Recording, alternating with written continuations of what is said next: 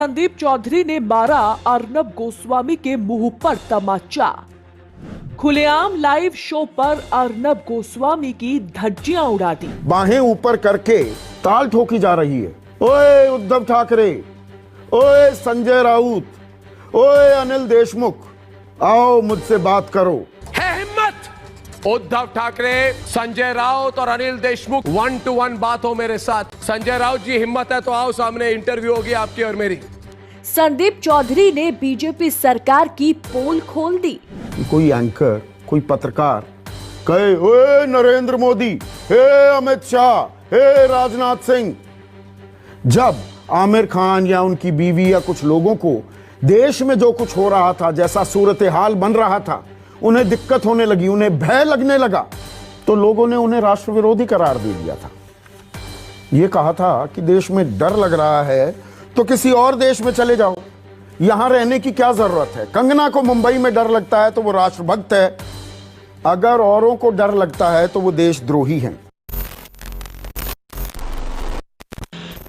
अर्नब गोस्वामी की पत्रकारिता पर जमकर बरसे एंकर संदीप चौधरी। न्यूज 24 के एंकर संदीप चौधरी अक्सर सत्ता पक्ष और गोदी मीडिया को लताड़ते हुए नजर आते हैं। मेन स्ट्रीम मीडिया अब पूरी तरह से बिक चुका है।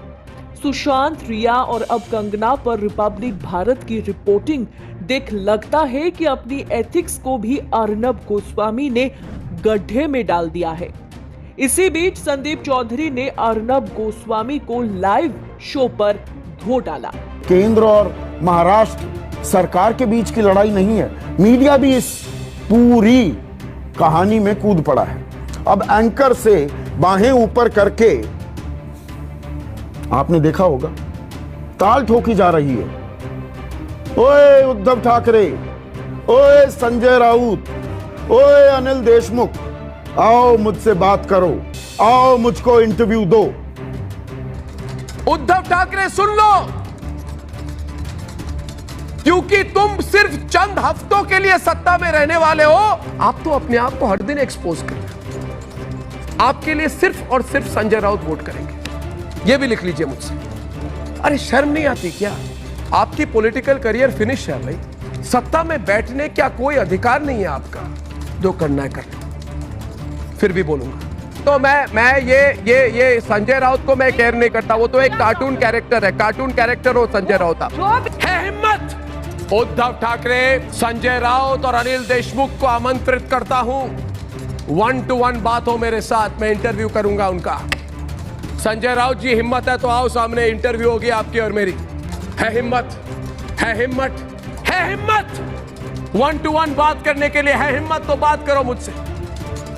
आप इमेजिन कर सकते हैं कि कोई एंकर, कोई पत्रकार कहे ओए नरेंद्र मोदी, हे अमित शाह, हे राजनाथ सिंह। तो ये जो निरंकुशता है ना, ये नियो एब्सोल्यूटिज्म है, नव निरंकुशवाद है, और इसकी कीमत देश को चुकानी पड़ेगी अगर हम सजग नहीं हो जाते।